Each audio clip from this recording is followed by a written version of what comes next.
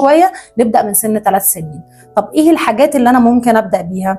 احنا عندنا انا دايما بحب البنات تلعب العاب بنات والصبيان تلعب العاب صبيان.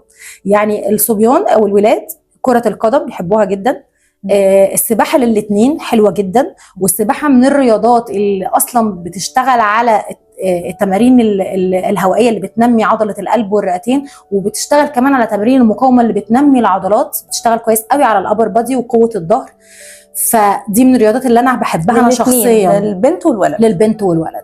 عندنا بقى نروح الجانب طبعا الكيك بوكسنج والكاراتيه، هي رياضات عنيفه شويه، بس الناس متخيله انه عشان هي عنيفه فانا ابني هيطلع بيضرب، لا بالعكس، ده هي بتطلع الطاقه للولد، يعني بدل ما يقعد يضرب زمايله في المدرسه بتاع، لا ده هو بيطلع الطاقه اثناء التمرين. وطبعا الكابتن الشاطر بيعرف يهندل ده ويخلي يوظفها بالظبط. وخلي بالك الرياضه كمان بتنمي عندك روح ان انا لا يعني انا بضرب بس عشان ادافع عن الناس. هو الكابتن